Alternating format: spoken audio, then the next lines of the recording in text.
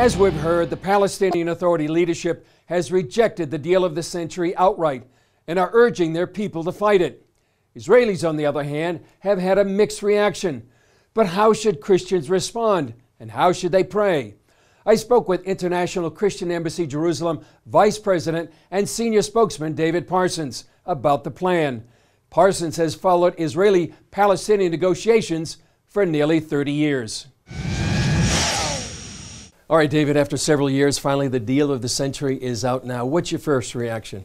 We've been teased for almost 2.5 years with this plan, and a little surprised it came out in the middle of this Israeli election. But not many Israelis are complaining about it because it is so pro-Israel. You look at some of the terms of it. Israel would have security control from the Jordan River to the Mediterranean, sort of freezing of a status quo, control of the airspace. The Palestinians wouldn't be able to have an army. There would be no return of Palestinian refugees, which is a big one. So these are very positive, important points. I think you could actually expect this out of the Trump administration because they already recognize Jerusalem, recognize Israeli sovereignty on the Golan, said the settlements are legal, and many other things that they did to help Israel. But there's still, I'd say I'm cautiously receptive to it because in the middle of the plan, it would call for a Palestinian state if the Palestinians meet all the conditions that are set forth, and that's a division of the land contrary to Scripture, which should give us all pause. Yeah. Is that one of your main objections about the fact that this is, according to the Bible, land given by God to the Jewish people? I think it is a concern. I respect the people who put this plan together, Jason Greenblatt, Jared Kushner, Ambassador Friedman. They're all Jewish. They were all very supportive of the Israeli settlements beforehand. I don't think they do anything to endanger Israel. I think they have an understanding, perhaps with Israel, how this thing rolls out, expecting a Palestinian rejection and what happens next. But I think there's been a little confusion. And I'm still trying to figure out, Chris, as a former practicing attorney, traditionally, the U.S. administrations would propose an outline for peace, give some suggestions how to handle all the issues, and invite the two parties in with U.S. mediation to come to an agreement.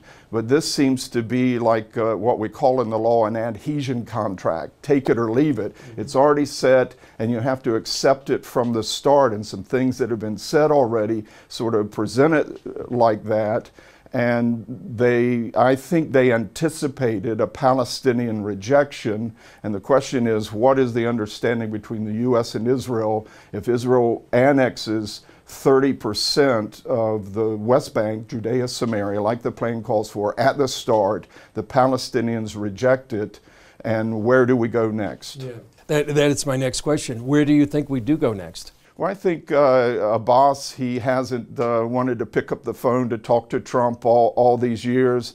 I think he's going to try to wait out Trump over the next 7-8 months to see if he gets reelected. I think a lot of the world is doing that. He's already turning to the European Union, the United Nations, to try and get some counter proposal.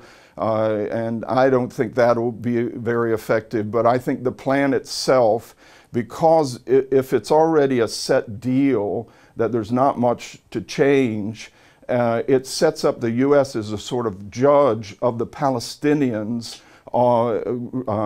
finally getting a state after 4 years. And the threshold is high, including they have to disarm Hamas, which, as you and I know, Hamas won't give up its weapons. So, to get a state, Abbas has to trigger an internal civil war among the Palestinians.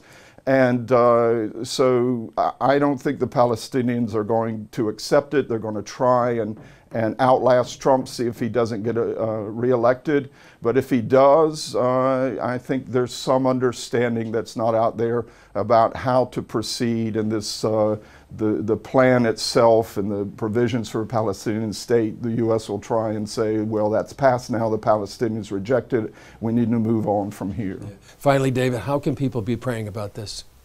We need to lift up the Israeli people in the election coming up in just a few weeks, because this is a central part of it. There needs, I believe, part of why Trump released this plan at this time is to give Israel a way out of this impasse they've had, third election now. And I think we need to really invest a lot of prayer in that the Israeli people would coalesce around an agreement to, for now we can solidify our hold on another 30% of this territory that we won in '67, and the world keeps trying to talk us out of it. Let's solidify our grip in some sort of unity government between blue and white and Likud, and somehow with Benjamin Netanyahu in place. That's our sense that that's what we need to be praying for. Yeah, well, David, thank you for your sharing your analysis. You've been following this since back in the early 90s, so thanks so much. Alpha,